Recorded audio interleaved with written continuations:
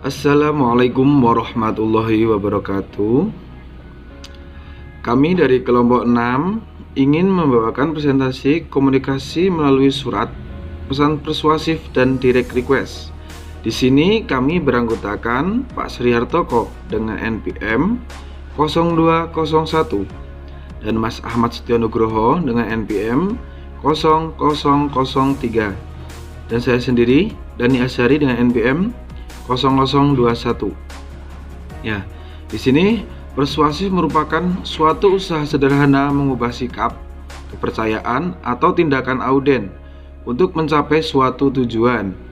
Secara sederhana, persuasif adalah kemampuan untuk menyampaikan suatu pesan dengan cara membuat auden, membaca atau pendengar merasa mempunyai pilihan dan membuat mereka setuju. Mengembangkan pesan persuasif. Di sini yang pertama, menetapkan kredibilitas. Kredibilitas ditentukan oleh sejauh mana tingkat kepercayaan dan keadalan.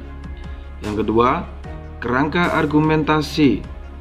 Ketika telah cukup mengumpulkan fakta, bukti, dan temuan lainnya, kita telah siap membuat kerangka argumentasi. Dan yang ketiga, memilih data pemikat. Kebanyakan pesan persuasif menggunakan daya pemikat dengan logika untuk melakukan persuasi auden. Menulis permintaan persuasif. Di sini permintaan persuasif untuk ditindakan. Mulailah dengan kalimat yang mampu mendukung perhatian pembaca, yang menunjukkan bahwa Anda mengetahui sesuatu yang sangat diharapkan pembaca. Yang selanjutnya, permintaan dan pengaduan persuasif untuk penyesuaian. Kebanyakan surat pengaduan, claim letter, dimulai dengan pernyataan pesan. Assalamualaikum warahmatullahi wabarakatuh. Mau meneruskan dari Mas Dani. Selanjutnya, penulisan pesan-pesan penjualan. Yang pertama, perencanaan pesan-pesan penjualan. Salah satu tujuan ketika Anda merencanakan pesan-pesan penjualan adalah untuk memperoleh pemahaman secara menyeluruh tentang produk Anda. Yang selanjutnya, pengorganisasian dan komposisi pesan penjualan. Kebanyakan surat-surat penjualan atau sales letter disusun berdasarkan perencanaan organisasi AIDA yang digunakan untuk penulisan pesan-pesan persuasif. Yang selanjutnya, penulisan direct request. Direct request ketika audien mulai tertarik dengan apa yang kita sampaikan atau mulai ada interaksi dengan komunikator, maka pesan-pesan bisnis sebaiknya disampaikan melalui pendekatan langsung atau direct approach. Organisasi direct request mencakup pembukaan, penjelasan rinci, dan penutup. Selanjutnya, penerimaan informasi rutin. Surat-surat permintaan rutin layak memperoleh perhatian dengan kebijakan dalam membuat surat permintaan. Perlu diperhatikan 3 pertanyaan berikut. Yang pertama, apa yang ingin diketahui? Yang kedua, mengapa hal ini dapat membantu? Dan selanjutnya, mengapa hal tersebut perlu diperhatikan? Sekian dari saya. Selanjutnya mau disampaikan dengan Pak Sri Hartoko. Bismillahirrahmanirrahim. Assalamualaikum warahmatullahi wabarakatuh. Terima kasih atas waktu yang diberikan kepada saya.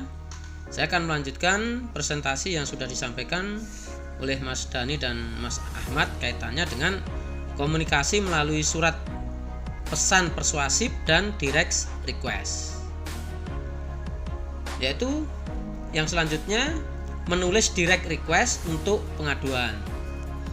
Istilah surat pengaduan atau claim letters dan surat penyesuaian atau adjustment letter yang berkaitan dengan ketidakpuasan konsumen suatu produk atau jasa bagi kebanyakan orang adalah kata-kata yang kurang menyenangkan.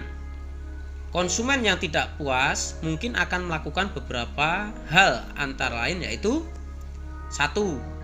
meminta barang yang baru sesuai dengan pesanan. Yang kedua, penggantian sebagian atau seluruh bagian yang rusak. Yang ketiga, perbaikan gratis. Yang keempat, pengurangan harga karena produknya ada yang cacat atau rusak. Yang kelima, koreksi atas kesalahan penagihan produk. Dan yang keenam adalah penjelasan atas perubahan kebijakan atau prosedur. Yang selanjutnya adalah surat undangan, pesanan, dan reservasi.